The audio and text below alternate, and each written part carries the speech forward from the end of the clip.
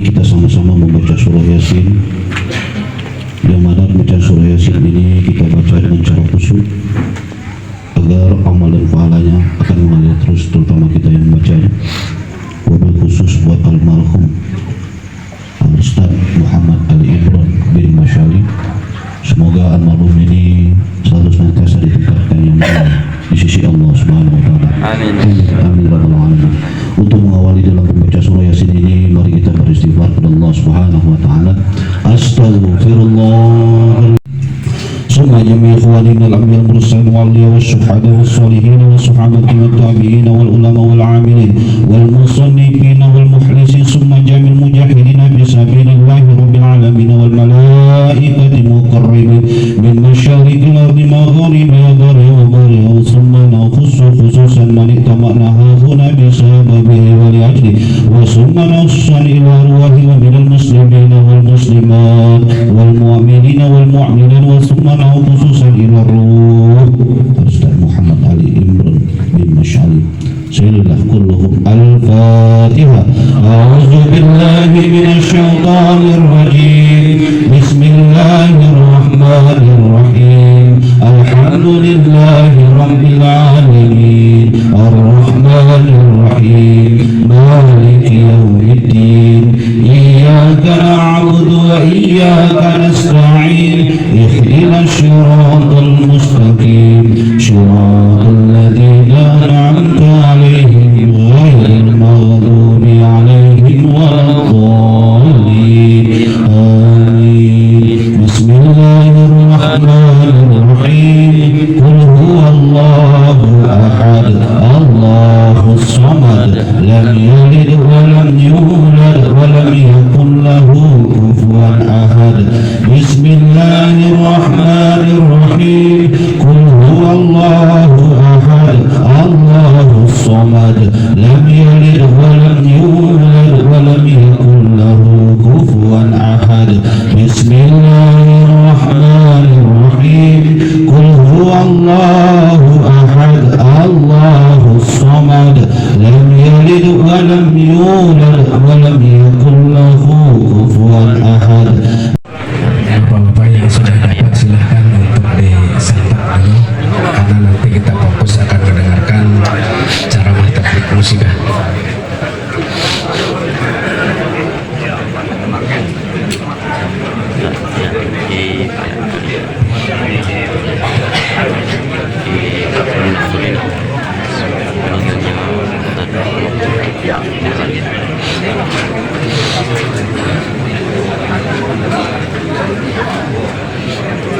Pak Arif, silahkan diminum dulu Pak Arif, cepat.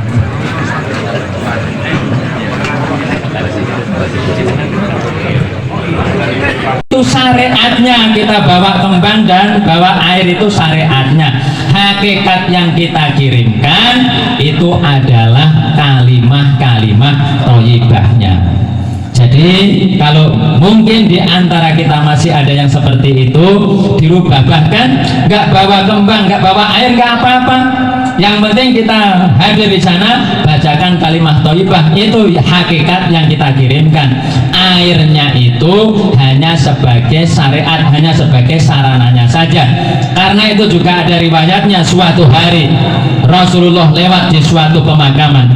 Ketika Rasulullah lewat di suatu pemakaman, Rasulullah mendengar jeritan almarhum yang ada di dalam kubur itu. Akhirnya Rasulullah tidak tega mendengar jeritan yang ada di dalam kubur itu. Akhirnya Rasulullah mengambil pelepah kurma, didoakan oleh Rasulullah, khususun ila ruhi Pak Samsir, umpamanya Al-Fatihah. Terus dibacakan Allahumma gfir lahu warhamhu wa'afihi wa'fu anhu kalau almarhumnya laki-laki. Kalau yang meninggal perempuan, Allahumma gfir laha warhamha wa'afiha wa'fu anha. Kalau ahli kuburnya banyak, Allahumma gfir lahum warhamhum wa'afihim wa'fu anhum. Kata kata Rasulullah, selama pelepah kurma ini belum layu, insya Allah pelepah kurma ini juga memintakan ampun kepada ahli kubur yang ada di dalam kubur itu, kata Rasulullah.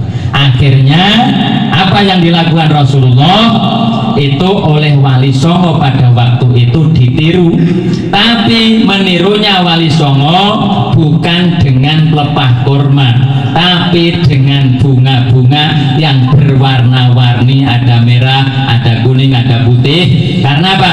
Karena Wali Songo pada waktu itu berjuang mengembangkan agama Islam di tanah Jawa. Pertama itu untuk menghormati orang Hindu Buddha, karena di Jawa sebelum masuk agama Islam yang dibawa oleh Wali Songo, Pulau Jawa Nusantara khususnya itu dikuasai oleh penganut Hindu Buddha. Orang Hindu dan orang Buddha itu kalau ziarah kubur suka memakai bunga-bunga yang berwarna-warni. Akhirnya caranya orang Hindu itu ditiru oleh Wali Songo, bunganya digunakan untuk menggantikan pelepah kurma, tapi doanya diganti dengan cara-cara yang Islami, sehingga sampai saat ini dijadikan adat dan budayanya umat Islam seluruh Indonesia kalau ziarah kubur membawa bunga dan air. Jadi itu syariatnya saja. Hakikat yang kita kirimkan adalah doa-doa kalimah thayyibah kepada almarhum dan almarhumah. Kalau di dalam kitab Mukhtarul Hadis memang ada keterangan ahli kubur itu kalau malam Jum'ah, malam Ramadan, malam-malam hari raya itu menyambangi putra putrinya, menyambangi anak cucunya, melihat anak cucunya ada enggak yang mau kirim doa kepada almarhum dan almarhumah. Makanya di dalam sholawatan Jawa itu Pak Imron disebutkan, saben malam Jum'ah ahli kubur tilek ngomah, jaluk kiriman ayat Quran sak kalimah, lamun ora dikirimi bali neng kubur brebes mili, bali neng kuburan awan bengi tetangisan. Kalau tidak dikirimi, ahli kubur itu kembali kepada kuburnya penuh dengan tangisan, penuh dengan kesusahan, penuh dengan penyesalan. Akhirnya di sana dia menyesal, aduh kebangetan ger anak putuku, sira ora wirang mangan bondo tinggalanku, lamun aku bisa bali nyang alam donya bakal tak ringkesi bondo sing isih ono. Jadi anak putunya enggak mau kirim doa, itu ahli kubur yang di sana itu nelongso. Makanya kita malam pertama kita kirim doa. Kalau di pelosok-pelosok bukan hanya 3 hari sampai 7 hari. Malam pertama, malam kedua, malam ketiga, malam keempat, malam kelima, malam keenam, malam ketujuh, itu 7 hari berturut-turut membacakan kalimah thayyibah, membacakan yasin tahlil kalau di pelosok-pelosok. Kalau di kota baca yasin, karena orang di kota orang sibuk, nanti kalau kemalaman malah pulang sendiri-sendiri sebelum ditutup. Tidak apa-apa. Kalau di pelosok orangnya santai-santai, nggak sibuk-sibuk. Jadi malam pertama kenapa dibacakan yasin, kenapa didoakan? Karena malam pertama ini almarhum dan almarhumah mendapatkan cobaan yang sangat berat. Pada malam hari ini Allah Subhanahu wa ta'ala menguji kepada almarhum dan almarhumah dengan didatangkannya malaikat 2, yaitu Mungkar Nangkir, yang mencoba memberikan cobaan kepada almarhum dan almarhumah. Makanya sebagian umat Islam itu kalau meninggal dunia setelah selesai dikubur, sudah selesai kubur kemudian mau didoakan, itu ada yang sebagian itu ditalkin. Di antaranya kalimat talqin. Talqin itu membimbing mayit supaya bisa menjawab pertanyaannya Mungkar dan Nakir. Di antara kata-kata talqin itu begini: Innallaha wa malaikatahu yusholluna 'alan nabiyyi ya ayyuhalladzina amanu shollu 'alaihi wa sallimu taslima. Innamal hayatud dunya illa mata'ul ghurur. Kullu nafsin dha'iqatul maut. Seandainya yang ninggal itu Pak Mahmud, Mahmud mangertenono Mahmud, surga neraka itu benar adanya, alam akhirat itu benar adanya, kematian itu hak, pertanyaannya mungkar nangkir itu hak. Hei Mahmud, malam hari ini kamu akan dicoba oleh Allah, akan didatangi makhluknya Allah yang namanya mungkar nangkir. Janganlah engkau gusar, janganlah engkau geletak, karena itu juga makhluknya Allah. Malaikat mungkar nangkir akan bertanya kepadamu Mahmud, hei Mahmud, siapa Tuhanmu? Hei Mahmud, siapa nabimu? Hei Mahmud, Ya Allah ya Rabbi. Mahmud sampai kaget, Pak Mimin sampai kaget. Jadi pertanyaan mungkar nangkir itu dari dulu sampai besok hari kiamat kepada ahli kubur itu hanya 5 perkara itu. Siapa Tuhanmu, siapa nabimu, apa kitabmu, mana kiblatmu, dan siapa teman-temanmu. Pertanyaannya hanya itu. Kadang-kadang saya diejek Pak sama para reman simpang-simpang gitu. Alah Pak Ustadz, Pak Kiai. Kalau hanya ujiannya mungkar nangkir pertanyaan 5 perkara itu, siapa Tuhanmu, siapa nabimu, apa kitabmu, mana kiblatmu, siapa teman-temanmu, saya sudah luar kepala Pak itu. Kadang anak-anak muda kan seperti itu.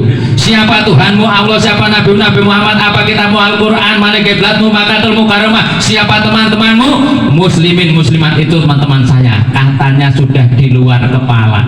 Tapi mohon maaf, meskipun di dunia di luar kepala, nanti di akhirat tadi di dalam surat Yasin itu ada ayatnya.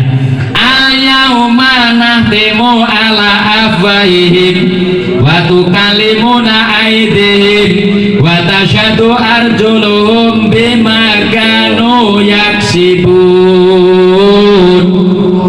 Allah, pada hari ini aku kunci mulut-mulut dan lesan-lesannya manusia, tangan-tangannya yang akan berbicara, kaki-kakinya yang menjadi saksi, bima kanu yaksibun, dengan apa-apa yang dilakukan ketika di dunia. Jadi di sana nanti kita mau ngecek malaikat sudah nggak bisa, karena mulut kita sudah terkunci. Hei Mahmud, apakah kamu pernah tanda tangan yang seharusnya 3, 0-nya 4, kamu tambah 0, 1? Iya malaikat, iya. Tangannya ngomong. Ya Allah. Mulutnya itu mau jawab, udah nggak bisa. Tapi tangannya akhirnya ngomong, iya malaikat, ini tangannya Mahmud suka yang seperti itu. Mungkin. Jadi tangan-tangan itu akan ngomong sendiri, kaki-kaki yang menjadi saksi dengan apa-apa yang kita lakukan ketika di dunia. Makanya malam pertama kita bacakan Yasin tahlil. Mudah-mudahan almarhum Al-Ustadz Al-Mukarram Muhammad Ali Imron bisa menjawab pertanyaan mungkar nakir pada malam hari ini dengan sukses. Karena apa? Karena pintu gerbang pertama di alam kubur, pintu gerbang pertama alam akhirat itu adalah liang lahat. Kalau di liang lahat kita siksanya ringan, insya Allah pintu gerbang akhirat berikutnya lebih ringan dan lebih ringan. Kemudian malam kedua masih dibacakan Yasin, malam ketiga nanti masih dibacakan Yasin lagi. Kalau sudah malam ketiga itu almarhum dan almarhumah badannya sudah mulai melepuh. Apa melepuh itu? Sudah mulai menggembung-gembung, sudah mulai bengkak-bengkak. Kalau 3 hari dibacakan kalimah thayyibah Yasin, mudah-mudahan bersamaan dengan mulai bengkak-bengkaknya almarhum dan almarhumah yang di liang lahat sana, Allah Subhanahu wa ta'ala tetap menurunkan ampunannya kepada almarhum dan almarhumah yang jasadnya sudah mulai bengkak-bengkak. Kalau nggak percaya silahkan buktikan. Kalau saya sudah yakin percaya, bagi yang nggak percaya silahkan buktikan. Dengan bebarengan dengan mulai bengkaknya jasad jasadnya almarhum dan almarhumah, tetap kita kirim kalimah thayyibah, tetap kirim doa yasin, mudah-mudahan Allah memberikan ampunannya. Amin. Nanti malam ketiga, malam keempat, malam ketujuh masih diberikan lagi bacaan kalimat thayyibah kalau di pelosok-pelosok. Kalau sudah malam ketujuh itu sudah bebarengan tadi yang jasad kita itu mulai bengkak, malam ketujuh itu sudah mulai meledak, perutnya sudah mulai meledak, tangannya sudah mulai meledak. Bersamaan dengan meledaknya jasad kita, Allah Subhanahu wa ta'ala dengan kiriman kalimah thayyibah, dengan kiriman doa-doa yasin yang kita kirimkan kepada almarhum almarhumah, mudah-mudahan menjadi wasilah Allah Subhanahu wa ta'ala tetap memberikan ampunannya. Amin Allahumma. Nanti 7 hari istirahat sebentar, nanti menjelang 40 hari kita diundang lagi untuk membacakan yasin lagi. Karena kalau sudah 40 hari itu jasad kita, daging-daging kita sudah habis dimakan belatung. 40 hari kita di dalam kubur, tinggal tulang-tulang belulang, tinggal tengkorak-tengkorak kita.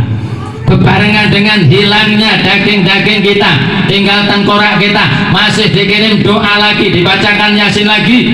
Mudah-mudahan Allah Subhanahu wa ta'ala tetap memberikan ampunannya. Nanti 40 hari istirahat, 100 hari masih dikirim doa lagi. Karena kalau sudah 100 hari, tulang-tulang kita yang tadinya masih gandeng itu sudah mulai patah-patah. Berbarengan dengan patahnya tulang-tulang kita, harapannya dikirim doa lagi, dibacakan yasin lagi, harapannya Allah juga masih memberikan ampunan.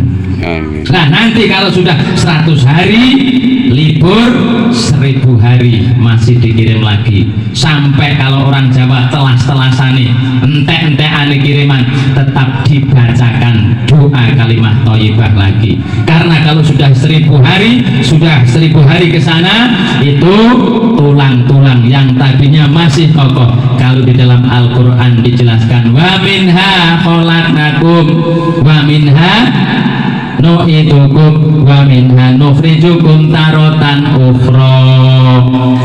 Manusia, engkau dijadikan jadi tanah dan dikembalikan ke dalam tanah, nanti dibangkitkan di hari kiamat itu juga dari dalam tanah.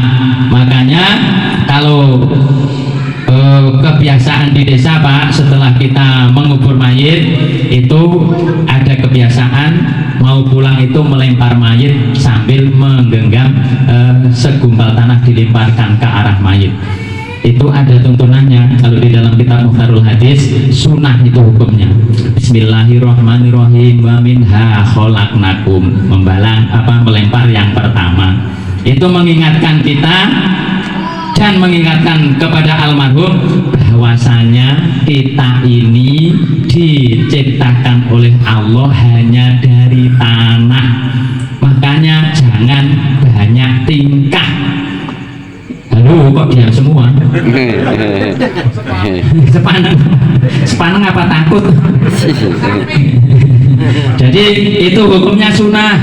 Wa minha khalaqnakum, melempar plok, kemudian mengambil tanah lagi, wa fiha nu'itukum, melempar plok, kemudian wa minha nukhrijukum tarotan ukhra, mengambil tanah lagi, dilemparkan lagi plok. Itu hukumnya sunnah.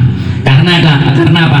Kita mengingatkan diri kita sendiri bahwa semuanya saja, siapa saja, berapapun banyaknya hartanya, berapapun tingginya pangkat dan jabatannya, itu kembali ke dalam tanah. Makanya itu hukumnya sunnah. Makanya kalau di Jawa Pak, orang meninggal itu dikasih gelu. Gelu itu tanah bunder-bunder, jumlahnya telu. Di sini ada juga? Ada. Oh ada. Itu kalau di Jawa namanya gelu. Kalau di Sumatera apa Pak Imron? Gelo, sama aja. Gelu itu tanah bunder-bunder 3 yang untuk bantali almarhum, itu namanya gelu. Jare wong Jawa, tugele perkara telu. Bagaimana maksudnya tugele perkara telu? Patahnya 3 perkara, yang insya Allah 3 perkara inilah yang akan kita bawa setelah kita menghadap Allah Subhanahu wa ta'ala. Apa saja? Kata Rasulullah, idza mata ibnu adamang qata'a amaluhu ila min salasin shadaqatin jariyatin au ilmin yutafa'u bi aw waladin sholeh wa sholehatin yad'ulah. Apabila anak Adam sudah meninggal dunia, kita semua ini meninggal dunia, maka tidak akan ada yang dibawa, apa saja nggak ada dibawa kecuali 3 perkara. Apa itu? Ilmu apa? Amal jariyah. Amal jariyah itu yang mengalir. Maksudnya mengalir, aliran pahalanya itu tetap mengalir. Contoh, sampean ada pembangunan masjid, terus sampean nyumbang 20 sak, pahala 20 sak jenengan yang disumbangkan ke masjid, selama masjid itu masih digunakan untuk mengaji, digunakan untuk jamaah, digunakan untuk majelis taklim, meskipun kita sudah berpuluh-puluh tahun, sudah beratus-ratus tahun, bahkan beribu-ribu tahun, selama masjid itu masih digunakan untuk kebaikan, untuk berjamaah majelis taklim, untuk menuntut ilmu agama Islam, kita masih mendapatkan aliran pahalanya. Saya tadi mau ngisa juga di masjid situ, alhamdulillah di situ banyak bapak-bapak yang belajar Al-Qur'an. Alladzina amanu alhamdulillah, itu masih mau belajar ya Pak Imam. Banyak juga jamaahnya tadi para muda-muda itu masih dapat pahala. Orang yang belajar Al-Quran, yang bacaan Al-Qurannya itu plekak-plekuk. Apa plekak-plekuk itu? Terbata-bata. Tapi dia mau belajar, dia itu malah dapat ganjaran 2. Dapat ganjaran belajarnya, dapat ganjaran plekak-plekuknya. Alhamdulillah. Tadi saya dengarkan, wah hebat juga pemuda-pemuda di sini. Ternyata semangatnya luar biasa. Mudah-mudahan barokah manfaat fi dunia wal akhirat. Amin. Amin Allahumma amin. Yang kedua, ilmu yang bermanfaat, ilmu yang diajarkan oleh Rasulullah, kemudian kita ajarkan kepada orang lain, itulah juga yang akan memberikan kemanfaatan kepada kita setelah kita menghadap Allah Subhanahu wa ta'ala. Yang ketiga, yaitu anak-anak yang soleh dan solehah, yang mendoakan kepada kedua orang tuanya.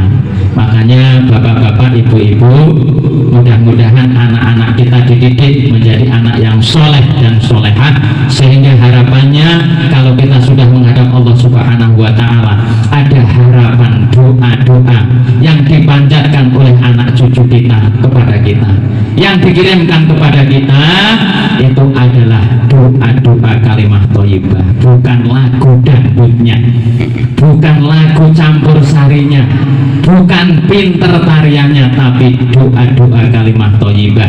Makanya setidaknya ketika kita menghadap Allah Subhanahu wa ta'ala, itu diakhiri dengan kalimat la ilaha illallah Muhammadur Rasulullah. Man akhiru ayat hayatihi qala la ilaha illallah Muhammadur Rasulullah dakhalal jannah bila hisabin.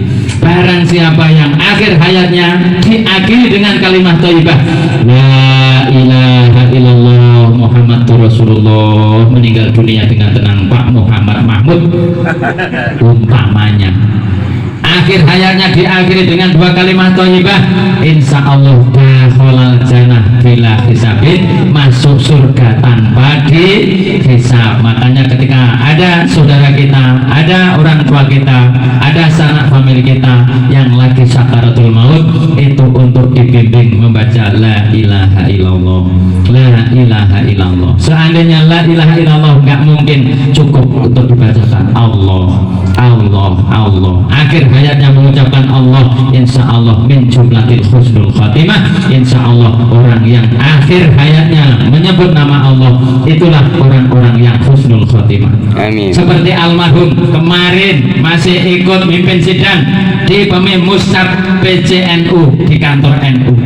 Tadi malam katanya teman-teman masih ikut sidang jam 3 malam, tadi malam masih teleponan dengan Ustadz Ali Basra. Tapi Allah ternyata jam 3:30 memanggil almarhum. Alangkah enaknya. Mudah-mudahan kalau melihat dari gelagatnya apa yang dilakukan, apa yang dialami oleh almarhum, saya yakin almarhum adalah husnul khotimah. Amin. Karena dengan mudahnya, dengan enaknya almarhum menghadap Allah Subhanahu wa taala. Kemarin Malik masih ikut mustaq di PJNU. Kemarin masih ikut memimpin sidang di PJNU. Tapi malam ini Allah sudah memanggil almarhum. Mudah-mudahan almarhum benar-benar diterima oleh Allah Subhanahu wa taala. Amin. Mudah-mudahan almarhum benar-benar husnul khotimah. Amin. Mudah-mudahan almarhum diakui menjadi umatnya Nabi Muhammad sallallahu alaihi wasallam. Amin. Amin. Mudah-mudahan kalimah-kalimah thayyibah yang kita kirim kepada almarhum itu semuanya menjadi amal soleh yang akhirnya bisa meringankan almarhum menghadap Allah Subhanahu wa taala. Amin. Amin. La ilaha illallah, la ilaha illallah, la ilaha illallah, Muhammadur Rasulullah. Mari sama-sama Pak. La ilaha illallah, la ilaha illallah, la ilaha illallah, Muhammadur Rasulullah.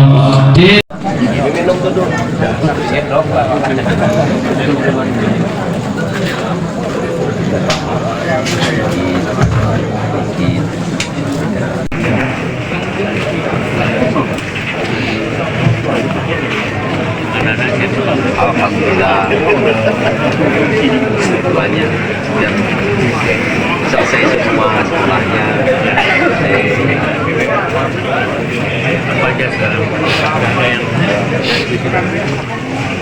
Mbak Intan mungkin dan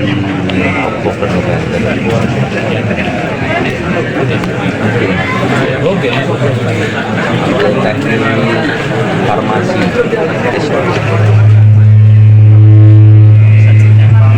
Takziah di Padat Karya di wilayah Seruni meninggalnya Ibu Muhammad Ali Imran Al-Ustaz Ali Imran